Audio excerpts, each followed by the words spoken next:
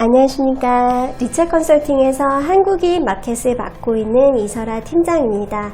오늘은 마라톤을 위한 계획, 준비된 자만이 완주할 수 있다라는 부동산 칼럼에 대해서 이야기를 해보고자 합니다. 42.19km라는 마라톤을 완주하기 위해서는 전체 코스를 잘 숙지한 다음 각 코스 특성에 맞는 계획을 세워 그에 따라 달려야만이 이제 완주를 할 수 있다고 합니다. 그로 인해 좋은 성적도 거둘 수가 있고요. 저는 부동산 재테크도 마라톤과 마찬가지라고 생각을 합니다. 사회생활을 막 시작하는 20대에서 30대부터 은퇴를 준비하는 50세에서 60세까지 각 연령에 맞는 부동산 투자 계획을 제대로 세우고 실천을 해야지만 100세 시대에 살아야 하는 우리들의 인생이 행복해질 수 있다고 생각을 합니다.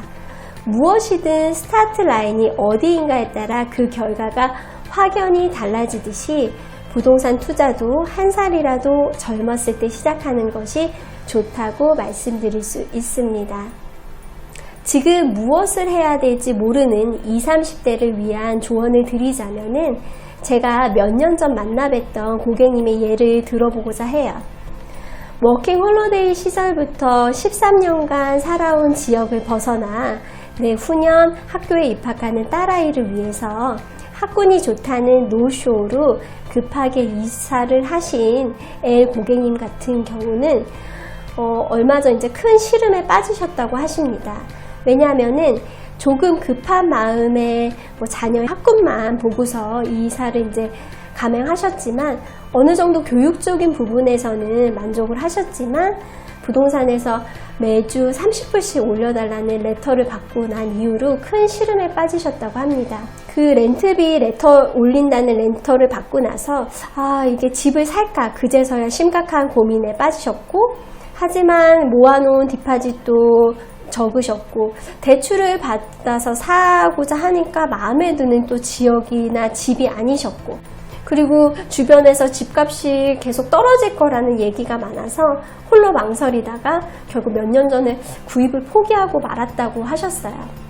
하지만 이후 생각과 달리 집값은 상승 곡선이었고 이사했던 시점보다 렌트비도 꾸준히 오르고 있어 애 고객님 같은 경우 이러다가 평생 내 집을 못 사는 게 아닐까, 이렇게 해서 가슴이 타들어가는 느낌이라고 하셨습니다.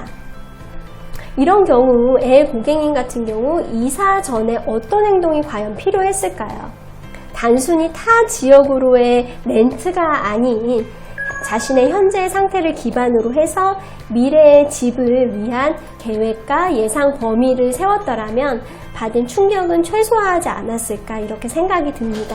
이렇게 L 고객님과 같이 결국 주택 구입을 포기한 상당수의 고객님들이 집값이 이제 계속 올랐던 것을 보시면서 상당한 후회와 자괴감에 빠져 있는 걸 볼 수가 있습니다.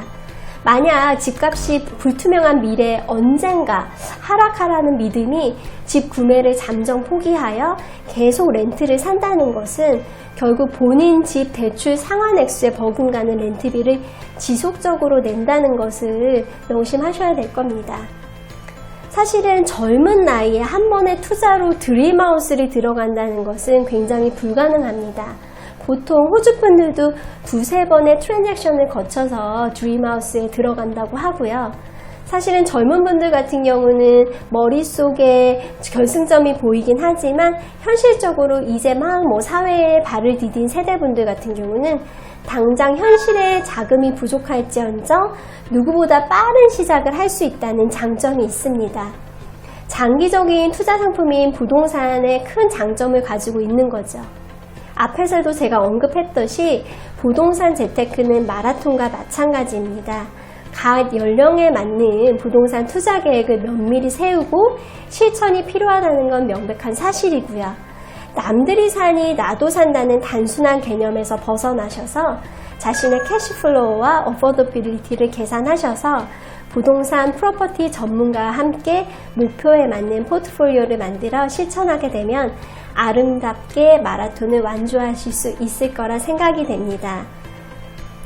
오늘 칼럼은 여기까지였고요. 다음 리처 컨설팅 부동산 칼럼에서 만나뵙도록 하겠습니다. 감사합니다.